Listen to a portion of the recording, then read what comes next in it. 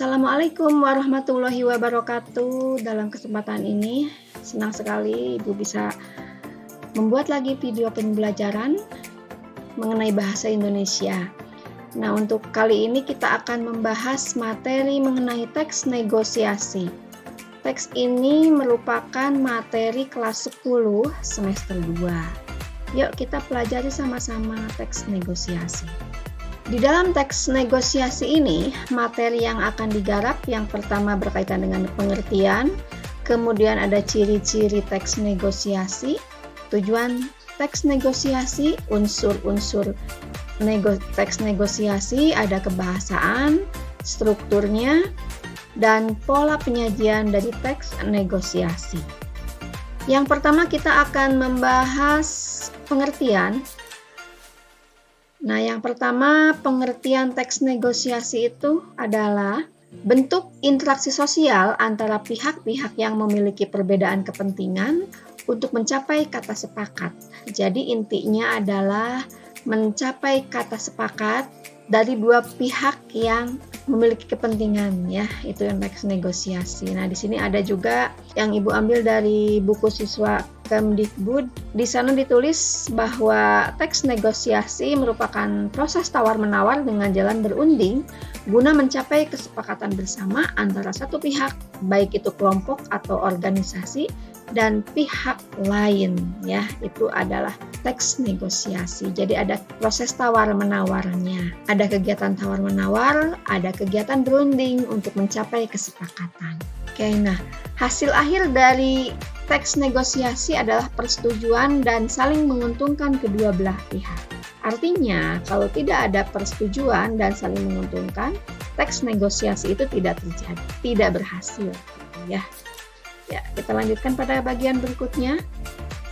Ciri-ciri dari teks negosiasi antara lain adalah dua pihak yang bersepakat, yang saling menguntungkan, kemudian ada proses berunding, di sana ada tuntutan dan ada yang menerima alasan antara dua pihak. Berikutnya memprioritaskan kepentingan bersama, dan berikutnya lagi adalah sarana untuk mencapai kesepakatan. Ini ciri-ciri dari teks negosiasi.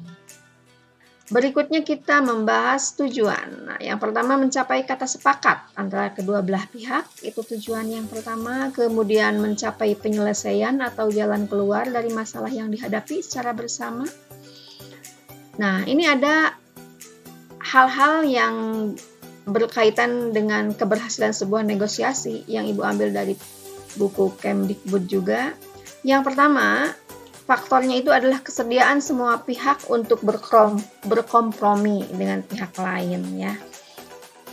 Kemudian tidak ada pihak yang dirugikan, kesepakatan yang dicapai bersifat praktis atau dapat dilakukan, dan berikutnya adalah alasan yang disertakan mampu memengaruhi pihak lain.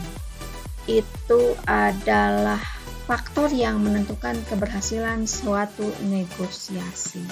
Kalau tidak ada yang bisa berkompromi, kalau ada pihak yang dirugikan, tidak bersifat praktis, berarti negosiasi itu tidak terjadi, ya, tidak berhasil dalam hal ini. Ya, itu adalah tujuan dari teks negosiasi. Kita lanjutkan pada bagian yang berikut, yaitu unsur-unsur teks negosiasi. Yang pertama ada partisipan, terdiri dari pihak pengaju, pihak dan pihak penawar. Nah, ada juga nih tambahannya, bisa pihak perantara atau penengah jika negosiasi itu ditujukan untuk memecahkan konflik atau pertikaian. Jadi boleh ada pihak perantara atau penengah. Kemudian yang kedua, perbedaan kepentingan dari kedua belah pihak.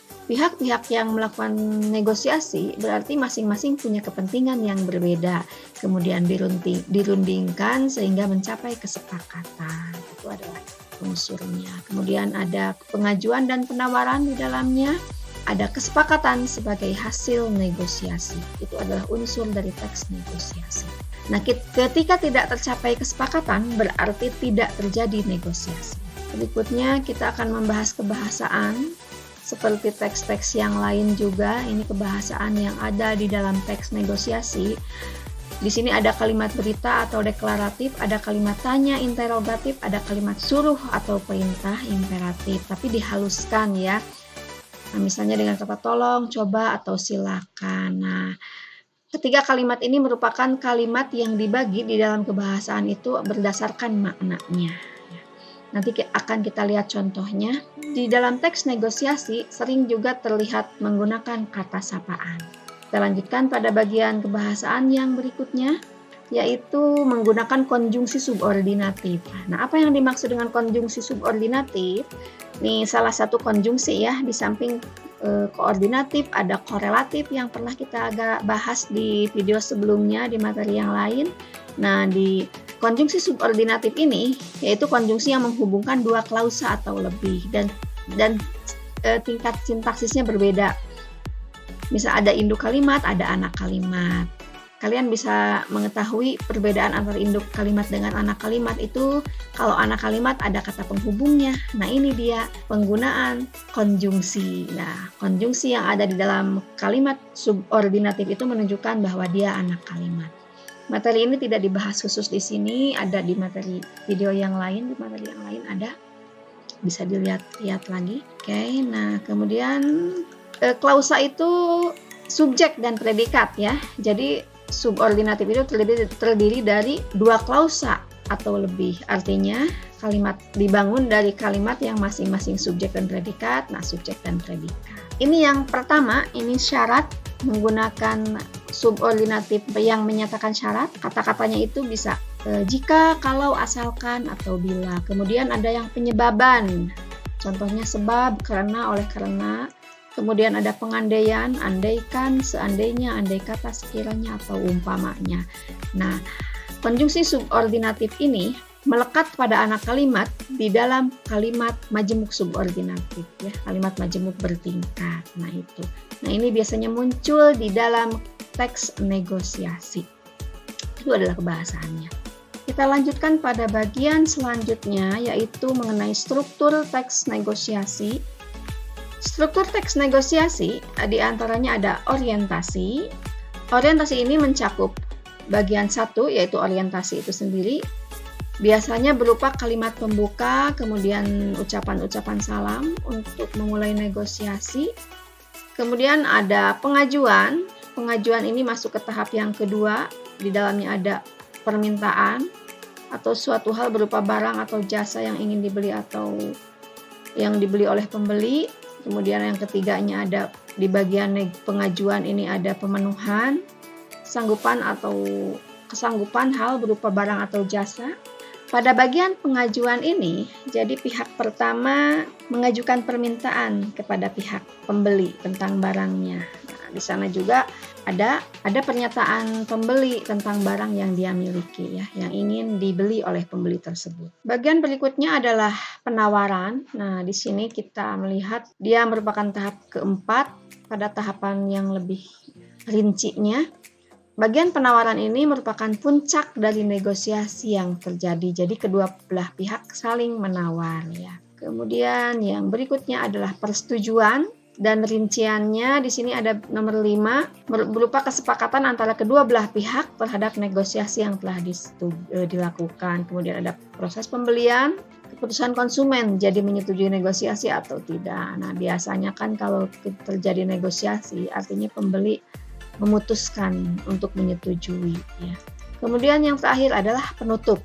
Berisi kalimat penutup, biasanya ucapan salam atau terima kasih. Nah, itu adalah struktur teks negosiasi, ada 4 tahap. Dengan rincian yang lebih jelasnya itu ada 7 tahap teks, struktur teks negosiasi. Ya, kita lanjutkan pada bagian berikutnya. Nah, di sini ada pola penyajian. Pola penyajiannya bisa berupa dialog, menggunakan kalimat langsung, bisa berupa teks narasi, misalnya cerita pendek. Di sini ada gabungan narasi dan dialog, dan bisa berbentuk surat, misalnya surat penawaran barang atau jasa dari satu pihak kepada pihak lain. Di situ terjadi proses negosiasi, ya, misalnya penawaran barang pada perusahaan tertentu, itu adalah teks negosiasi berbentuk surat. Nah, itu adalah materi berkaitan dengan teks negosiasi dari pengertian hingga pola penyajian.